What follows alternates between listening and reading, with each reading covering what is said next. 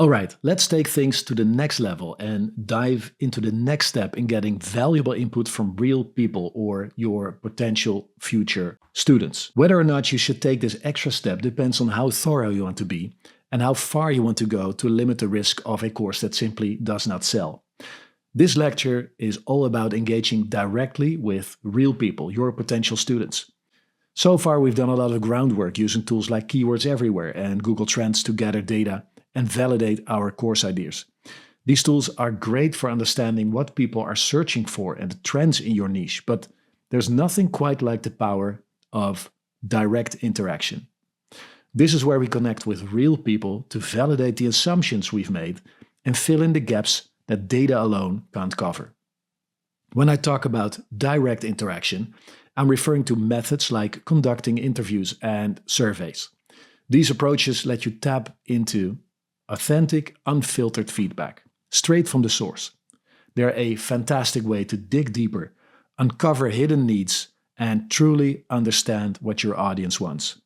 And more importantly, there are many people who do not take this additional step. And if you do this, that means that you already have a plus compared to your competition. So first, interviews. Getting real with your audience. Interviews are a goldmine for understanding the finer nuances of what your potential students are looking for.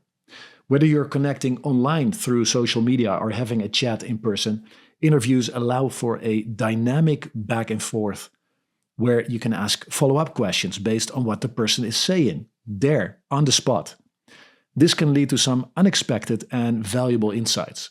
Things you might not have even thought to ask about, and people tend to give more valuable and honest information when you look them straight in the eyes, compared to writing down an answer. There is, of course, a reason why the police interview their suspects instead of just handing them a survey, because it is a way to get more honest feedback. Now, what you should know is that the key to a successful interview is in how you frame your questions. You should always avoid leading questions like, would you be interested in a course on how to make money online? Because most people will simply say yes to that.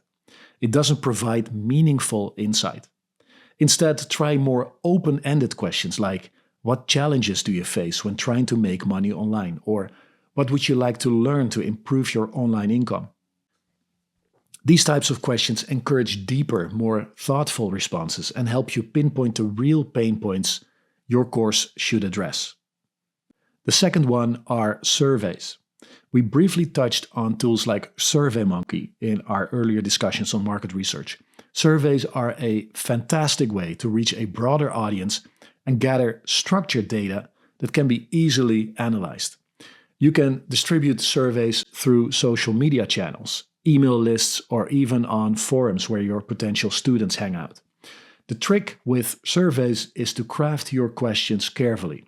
You want to ask questions that are clear, concise, and geared towards gathering actionable insights. For example, instead of asking, do you like online courses? You might ask, what's the most valuable feature in an online course for you? Or what's the biggest challenge you faced when online learning? This will give you a better idea of what to focus on when designing your course.